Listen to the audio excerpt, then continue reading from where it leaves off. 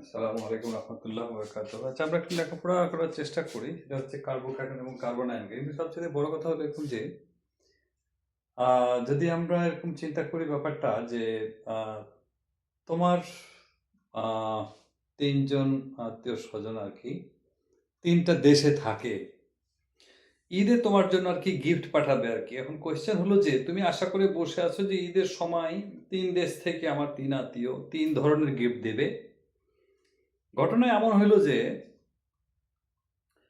তিনজন আত্মীয় তোমাকে গিফট দিয়েছে, ল্যাপটপ, মোবাইল ফোন, আইফোন, যা যা আছে সব। তুমি তো প্রচন্ড রকমের খুশি। That's fine. যদি এমনটা হয় যে তিনজনের মধ্যে দুইজন গিফট দিয়েছে, তুমি খুশি, তবে একটু কম। যদি একজন পাঠায় গিফট, দুইজন না পাঠায়, খুশির পরিমাণ কিন্তু কমতেছে একটু একটু করে। যদি এমনটা হয় কেউ না পাঠায়, তখন কি হবে?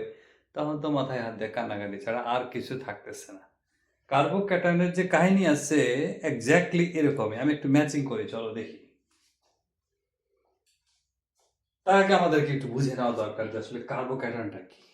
কার্বোক্যাটায়নটা হচ্ছে এরকম, কার্বোক্যাটায়ন মানে কার্বনের মাথায় ধনাত্মক চার্জ, ক্যাটায়ন মানে ধনাত্মক চার্জ, এ কারণে নাম হয়েছে কার্বোক্যাটায়ন। কোয়েশ্চেন হলো কার্বনের মাথায় কখন ধনাত্মক চার্জ হয়? এই বেচারার ইলেকট্রন ঘাটতি পড়ে কখন? তখনই পড়বে যদি ওর চাইতে তড়িৎাত্মকতার মান কারো বেশি হয়, টান মারে তার ইলেকট্রনকে। যেমন এই যে দেখাও, এই ক্লোরিনের ইলেকট্রোনেগেটিভিটির মান বেশি, কার চাইতে বেশি? কার্বনের চাইতে বেশি। টান দিয়ে নিয়ে চলে গেল, বন্ধনটা ভেঙে গেল, ওর কাছে ইলেকট্রন চলে গেছে, এর কাছে ধনাত্মক চার্জ হয়ে গেছে। আমরা আগের লেকচারে দেখেছি যে কিভাবে এই ধনাত্মক ঋণাত্মক চার্জ এবং বিষম ভাঙ্গনের কাহিনী। এখন মজার কথা হলো যে তাহলে কার্বোক্যাটায়ন কি? কার্বোক্যাটায়ন কখন তৈরি হচ্ছে? ডেফিনেটলি কার্বোক্যাটায়ন তৈরি হচ্ছে বিষম ভাঙ্গনের মাধ্যমে, নাম্বার ওয়ান। নাম্বার টু, যখন কার্বনের তড়িৎাত্মকতার মান অন্য তার সাথে যে যুক্ত আছে সমযোজী বন্ধনে কোন একটা পরমাণুর চাইতে যখন কম হবে, তখনই তৈরি হবে কার্বোক্যাটায়ন। কারণ ওই ইলেকট্রনগুলো টান দিয়ে চলে যাবে, কান্নাকাটি করবে, বাঁচাও বাঁচাও। ওই যে গেছে এই প্লাস। এখন কথা হলো যে স্যার আপনি প্লাস চিহ্ন দিলেন, মাথায় আবার গোল কেন? এটা স্টাইল, এটা আমার নিজের স্টাইল না, ওই যে আমেরিকা আছে না, ওদের স্টাইল। চার্জ, কোন চার্জের মাথায় যেমন সোডিয়াম আমরা এভাবে লিখি প্লাস, আবার সোডিয়াম তো এভাবে লিখি, আমরা লিখি না? এটা হচ্ছে ব্রিটিশ স্টাইল, আমরা ফলো করি। আবার আমেরিকার স্টাইল ফলো করতে গেলে প্লাস দিয়ে একটা গোল মারতে হয়, মাইনাস দিয়ে একটা গোল মারতে হবে, এই স্টাইল আর কি। তো যাই হোক, এটা কোনো বিষয় না। ডেফিনেশন দিতে গেলে এভাবেই বলতে হবে যে হ্যাঁ, একক ধনাত্মক চার্জের চার্জিত এই কার্বন সহ বা কার্বন সম্বলিত যে পুরো যে আয়নটা আমরা পাচ্ছি, এই পুরো আয়নটার নাম হচ্ছে কার্বোক্যাটায়ন। স্টাইলটা খেয়াল করতে হবে, বাংলা শব্দও খেয়াল করতে হবে, ডেফিনেশন উল্টাপাল্টা দিলেও হবে না। তো এখন আমার কথা যে ওই গল্পটা যে ছিল আমরা ম্যাচিং করি, সেখানে দেখি এবার কি অবস্থা। এটা দেখতেছি 3 ডিগ্রি কার্বোক্যাটায়ন। 3 ডিগ্রি কার্বোক্যাটায়ন কিছুই না, কার্বনের কাছে কোনো হাইড্রোজেন পরমাণু নেই, সবগুলোই মিথাইল মূলক, তিনটাই আছে। এখানে দুইটা মিথাইল মূলক, একটা হাইড্রোজেন পরমাণু থাকলে পরে ওটা হচ্ছে 2 ডিগ্রি কার্বোক্যাটায়ন। সবই কিন্তু কার্বোক্যাটায়ন, কার্বনের মাথায় প্লাস চার্জ মানে কার্বোক্যাটায়ন। এটা আছে কি, একটা মিথাইল মূলক, দুইটা হাইড্রোজেন থাকতে হবে, তাহলে সেটা হচ্ছে 1 ডিগ্রি, কমপক্ষে দুটো হাইড্রোজেন পরমাণু, না থাকলে তো নরমাল মিথাইল কার্বোক্যাটায়ন। ফাইন। এখন আমার কোয়েশ্চেন, এই কার্বন কান্নাকাটি করছে যে ভাই আমার ইলেকট্রন লাগবে, আমার ইলেকট্রন লাগবে, প্লাস আমি আমার ইলেকট্রন দাবার নিয়ে গেছে, পালাই গেছে। এখন কোয়েশ্চেন হলো যে এর কাছ থেকে তো নিয়ে গেছে, সে চাইতেছে, এখন কথা হলো এর চারিপাশে যারা আছে তারা কি ইলেকট্রন দিতে পারবে? হাইড্রোজেন বলে যে ভাই আমি গরিব, ভাই আমি নিঃস্ব, আমি একটা ইলেকট্রন, আমার জীবন কাহিনী, তোমার আমি ইলেকট্রন দেওয়ার আমার কোনো ক্ষমতা আমার আল্লাহর হস্তে নাই, বন্ধনে খালি কোন রকম লেগে আছে, আমি দিতে পারবো না, ডাইরেক্ট বলে দিচ্ছে। এই কার্বন চিৎকার করতেছে, কানাকাটি করে মিথাইলকে বলতেছে, সবাইকে বলে, হাইড্রোজেন তো নাই, মিথাইলকে বলতেছে ভাই তুমি দিবা কি? মিথাইল দিতে পারবে, দুই ভাবে দিতে পারবে। Plus I effect, hyper conjugation. টার্মগুলো শুনলে ভয় লাগে, টার্ম শোনার কোনো দরকার নেই, বাদ। এমনি শিখি আমরা। এই মিথাইল যে কোনো অ্যালকাইল মূলক, যে কোনো অ্যালকাইল মূলক হতে পারে, হতে পারে মিথাইল মূলক, হতে পারে ইথাইল, প্রোপাইন, বিউটেনল। তারা কি করে? তাদের তাদেরকে আমরা বলি ইলেকট্রন দিতে পারে, ইলেকট্রন ডোনেটিং গ্রুপের মধ্যে পড়ে ওরা।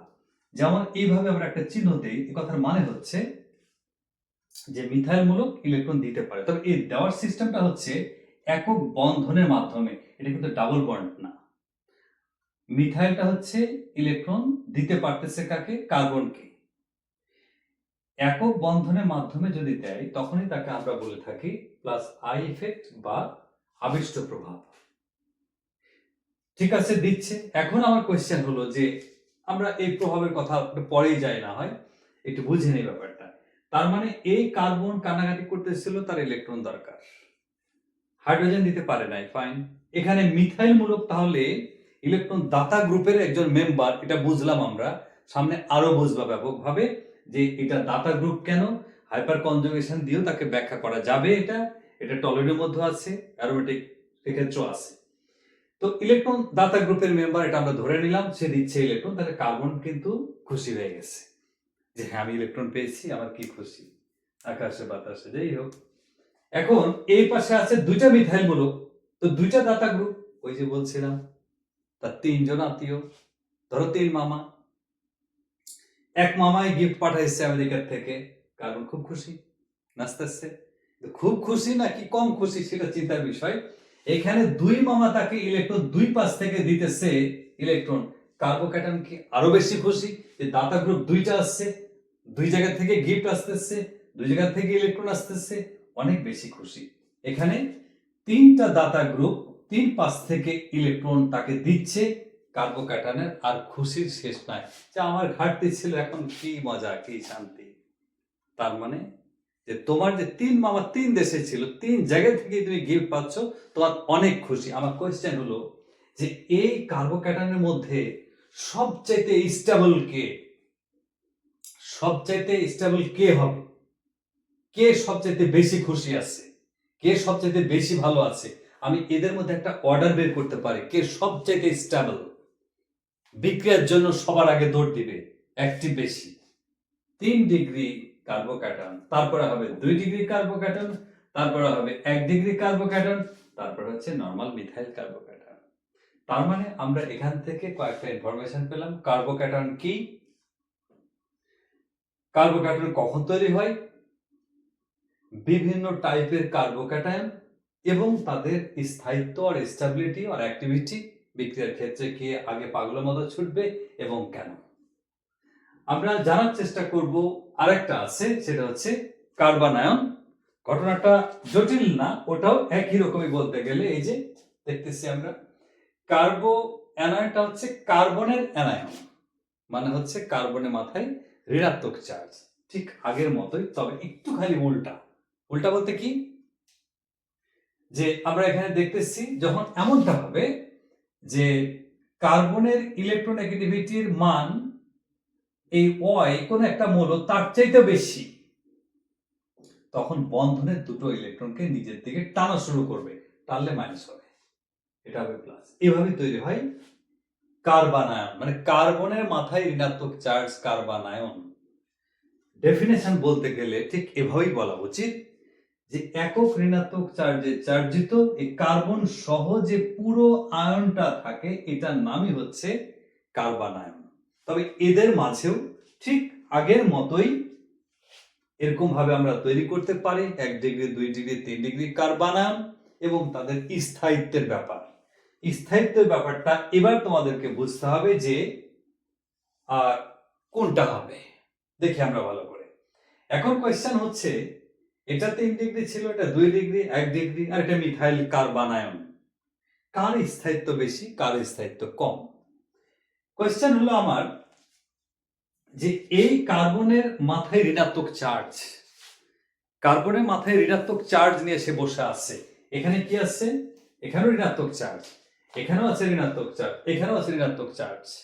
কোয়েশ্চেন হলো যে এই মিথাইলের মূলকের কাজ হলো তাকে ইলেকট্রন দেওয়া, ও তো নিজেই ঋণাত্মক চার্জে চার্জিত হয়ে আছে। ব্যাপারটা এরকম, মনে করো এক লোক রাস্তা দিয়ে মাথায় একটা বোঝা নিয়ে হেঁটে যাচ্ছে,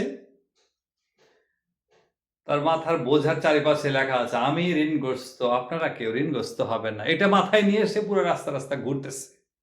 এখন তুমি ওরা ডাইকা বল যে ভাই তোমার 1 কোটি টাকা ঋণ দিব, নেবেন নাকি?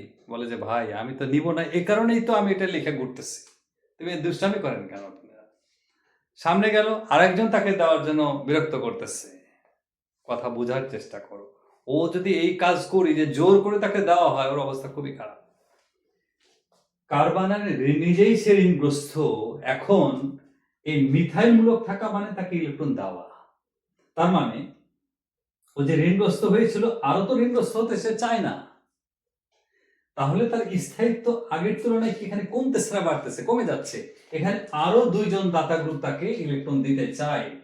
ঋণাত্মক চার্জগ্রস্ত অলরেডি হয়ে আছে, সে নিতে চায় না, দুই দিক থেকে দিতে চায়, মানে তার স্টেবিলিটি আরো কমবে। এখানে তিনজন তাকে দিতে চায়, ওই যে ঋণাত্মক চার্জ আছে অলরেডি, আরো তাকে দিতে চায়, তার মানে সে নিতে চায় না, আরো তাকে দিতে চাচ্ছি আমরা, তার মানে স্থায়িত্বটা আরো কমবে।